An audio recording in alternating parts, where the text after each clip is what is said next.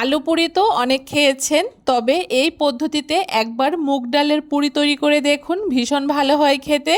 সন্ধ্যাবেলা চায়ের সাথে হঠাৎ করে কিছু খেতে ইচ্ছে করলে খুব সহজে মুচমুচে খাস্তা এই মুগ ডালের পুরিটা একবার বানিয়ে দেখুন, আশা করি আপনাদের খুব ভালো লাগবে। ঘরে থাকা মাত্র কয়েকটি উপকরণ দিয়েই খুব সহজে এই মুগ ডালের পুরিটা তৈরি করে নেওয়া যায়। কিভাবে খুব সহজে এই মুগ ডালের পুরিটা তৈরি করেছি আজকে সেই রেসিপি আপনাদের সাথে শেয়ার করব। নমস্কার বন্ধুরা, মন কিচেনে আপনাদের সবাইকে স্বাগত। আশা করি আপনারা সবাই খুব ভালো আছেন। প্রথমে এখানে আমি একটা মশলা গুঁড়ো করে নিচ্ছি, হাফ চামচ গোটা জিরে আর হাফ চামচ মৌরি দিয়ে খুব ভালো করে একটুখানি আধ ভাঙা করে গুঁড়ো করে নিয়েছি। এটাকে সাইডে রেখে দিচ্ছি। আর এদিকে আমি 1 কাপ সোনা মুগ ডাল আমি আগে থেকেই ভিজিয়ে রেখেছিলাম। মোটামুটি 2 ঘন্টা আগে থেকে এই ডালটাকে ভিজিয়ে নিতে হবে। ডালটাকে আমি আগে থেকেই খুব ভালো করে 2 থেকে 3 বার ধুয়ে তারপরে জল দিয়ে ভিজিয়ে রেখে দিয়েছিলাম।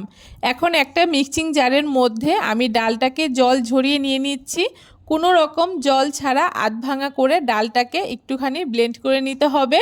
দেখতেই পারছেন খুব বেশি মিহি করে কিন্তু আমি ডালটাকে পেস্ট করে নিই, হালকা একটু দানা দানা মতো রয়েছে। ডালটাকে এখন সাইডে রেখে দিচ্ছি। এইদিকে আমি পুরি তৈরি করার জন্য ময়দাটাকে মাখিয়ে নেব।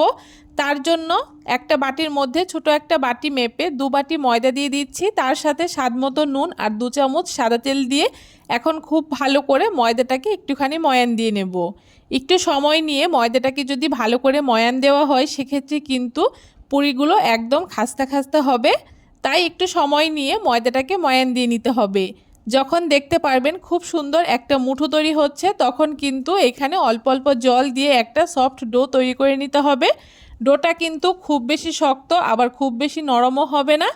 ডোটাকে এখানে আমার খুব ভালো করে মাখিয়ে নেওয়া হয়ে গেছে। এখন ঢাকা দিয়ে ডোটাকে আমি সাইডে রেখে দিচ্ছি।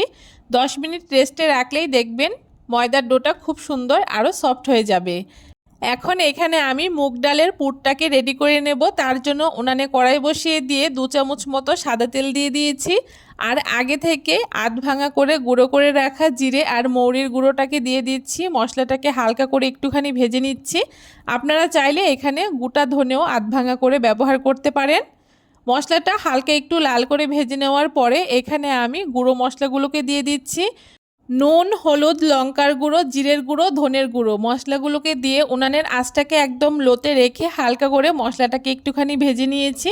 যাতে মশলাগুলো পুড়ে না যায় সেদিকে অবশ্যই খেয়াল রাখতে হবে। মশলাগুলো থেকে কাঁচা গন্ধ চলে গেলে আগে থেকে পেস্ট করে রাখা ডালটাকে দিয়ে দিচ্ছি। ডালটাকে দিয়ে খুব ভালো করে মশলার সাথে এখানে মিশিয়ে নিয়েছি। এখন এই ডালের মধ্যে 2 থেকে 3 চামচ মতো জল দিয়ে এখন ঢাকা দিয়ে 5 মিনিট রেখে দেব একদম লো আঁচে। 5 মিনিট পরে খুব ভালো করে একটুখানি নেড়েচেড়ে মিশিয়ে নিচ্ছি। আর ডালটা কিন্তু এই সময় মোটামুটি হাফ সেদ্ধ হয়ে গেছে। খুব ভালো করে আবারও মিশিয়ে নেওয়ার পরে এখানে 2 চামচ মতো আমি ছাতু ব্যবহার করেছি। ছাতুটা দিলে এই পুরটা বেশ সুন্দর ঝুরঝুরে হবে। আর এই ডাল পুরি তৈরি করার জন্য আমাদের পুরটাকে একটুখানি ঝুরঝুরে করেই তৈরি করে নিতে হবে। তাই এইভাবে করে নেড়ে চেড়ে যতক্ষণ না এই ডালটা একদম ঝুরঝুরে হচ্ছে ততক্ষণ নেড়ে চেড়ে রান্না করে নিতে হবে।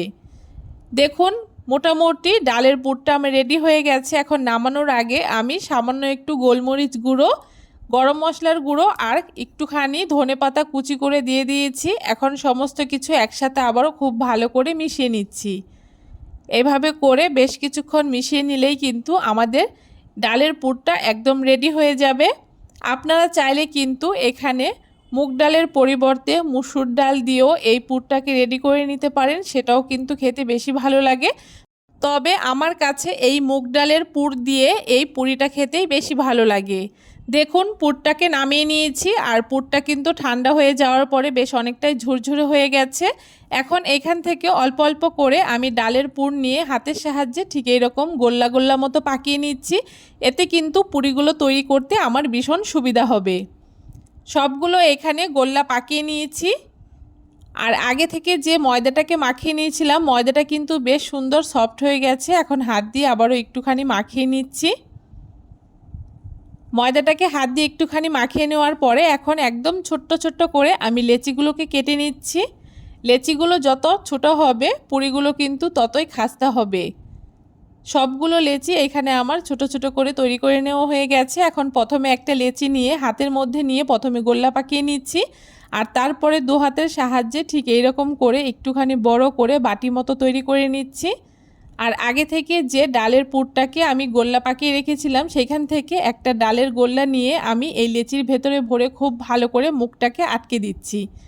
খুব ভালো করে মুখটাকে আটকে নেওয়ার পরে হাতের সাহায্যে ঠিক এরকম একটুখানি চ্যাপটা করে নিয়ে দু হাতের সাহায্যে একটু টিপে টিপে এভাবে করে একটুখানি এই পুরিটাকে বড় করে নিচ্ছি। তবে আপনারা চাইলে কিন্তু বেলনি দিয়েও হালকা করে একটুখানি বেলে নিতে পারেন, তবে হাত দিয়ে করলেই কিন্তু পুরিগুলো বেশি ভালো হয়। একই রকমভাবে আরও একটা পুরি আমি আপনাদেরকে এখানে তৈরি করে দেখাচ্ছি।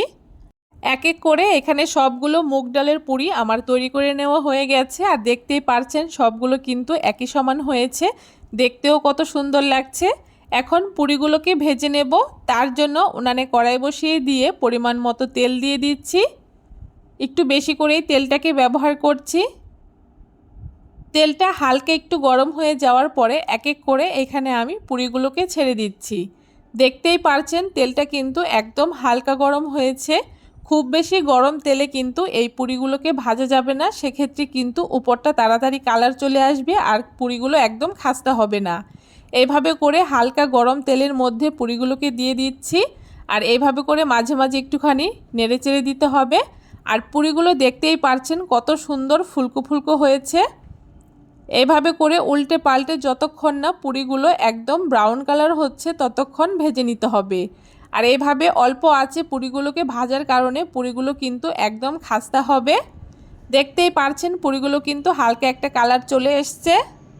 প্রথমে পুরিগুলো তেলে দেওয়ার পরে খুব বেশি নাড়ানো যাবে না, হালকা একটু কালার চলে আসলেই কিন্তু পুরিগুলোকে ঠিক এইভাবে করে উল্টে পাল্টে দিতে হবে, যাতে দুটো পাশই খুব সুন্দর কালার করে ভেজে নেওয়া হয়। দেখুন খুব সুন্দর করে আমার পুরিগুলোকে এখানে ভেজে নেওয়া হয়ে গেছে। এর থেকে বেশি ভাজা যাবে না, তাহলে কিন্তু পুড়ে যাবে।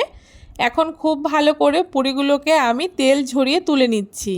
আর দেখতেই পারছেন পুরিগুলো কত সুন্দর ফুলকো হয়েছে।